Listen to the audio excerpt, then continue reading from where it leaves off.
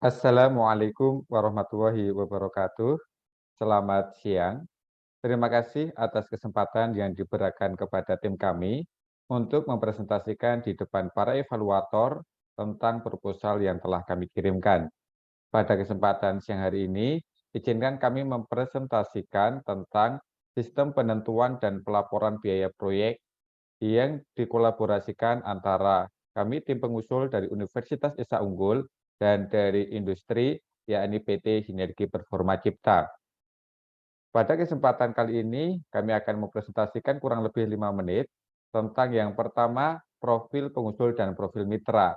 Dari Universitas Esa Unggul terdiri dari saya, yakni Dr. Agus Munandar, kemudian Bapak Ihsanto Wahyudi, dan mahasiswi atas nama Katarina Rika Briliana dan Sri Hastuti.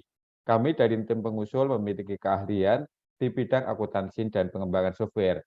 Adapun dari mitra, yakni PT Sinergi Performa Cipta yang bergerak di bidang outsourcing, terkhusus penyediaan SDM untuk perusahaan, dan SPC ini telah beroperasi kurang lebih di 26 kota di Indonesia, dan di tahun 2020 telah memiliki kurang lebih 12.000 karyawan. Program yang kami usulkan adalah sistem penentuan pelaporan biaya proyek. Hal ini dilatar belakangi bahwa ketika perusahaan memiliki biaya-biaya yang banyak tidak teridentifikasi di dalam pelaporannya, maka akan menimbulkan incorrect cost atau seringkali disebut undercosting atau overcosting yang notabene akan mempengaruhi pengambilan keputusan terkait dengan harga yang akan ditawarkan kepada konsumen. Jika biaya yang diidentifikasi dan dihitung telah salah, maka harga yang ditetapkan pun menjadi salah. Untuk itu, kami hadir untuk mendampingi PT Sinergi Performa Cipta untuk membuat sistem penentuan dan pelaporan biaya proyek yang tepat, yang dapat memfasilitasi PT tersebut dalam menghitung biaya sehingga dapat menentukan harga proyek ataukah harga yang akan disediakan kepada konsumen secara tepat. Rekam jejak antara kami sebagai pengusul dan PT Sinergi Performa Cipta telah berlangsung lama. Hal ini diawali dengan program magang dosen di industri yang dilaksanakan pada tahun 2021 dan kami telah mengelaborasi dan mengidentifikasi permasalahan yang ada di PT Sinergi Performa Cipta melalui program magang dosen di industri. Rincian kontribusi yang diberikan PT Sinergi Performa Cipta yang pertama adalah penyediaan pakar, yakni terkhusus mungkin terkait dengan para pakar di bidang software, sehingga kami bisa berkolaborasi dengan baik untuk membuat salah satu software yang berbasis cloud untuk menentukan dan menghitung biaya terkait dengan penyediaan SDM. Yang kedua adalah perangkat keras, baik komputer, internet, jaringan maupun hal lainnya, sehingga akan meningkatkan hasil yang akan kami sampaikan terkait dengan penyediaan software ini. Yang ketiga adalah uji coba perangkat, yakni software yang akan kami kembangkan tentu akan melalui proses dan tentu yakni uji coba perangkat yang telah kami kembangkan. Dan yang terakhir adalah FGD atau Focus Group Discussion. Kurang lebih biaya yang akan dikeluarkan oleh PT Sinergi Performa Cipta yakni 150 juta. Terkait dengan komitmen mitra, maka mitra yakni PT Sinergi Performa Cipta telah berkomitmen untuk menerima kami dan melakukan kolaborasi hingga software kami berhasil untuk digunakan oleh PT Sinergi Performa Cipta. Yang pertama adalah terwujud dari surat komitmen dari mitra yang telah kami terima dan telah kami unggah di dalam aplikasi Kedai Reka. Yang kedua, hubungan baik kami antara pengusul dan mitra yang telah berjalin sejak tahun 2021 awal. Selanjutnya terkait dengan peta jalan, bahwa software yang kami kembangkan melalui SDLC yang pada tahap ini pada sampai architectural design yang nantinya akan kita lakukan FGD kembali untuk memastikan bahwa desain yang kami sampaikan atau kami rumuskan itu telah sesuai dengan kebutuhan dan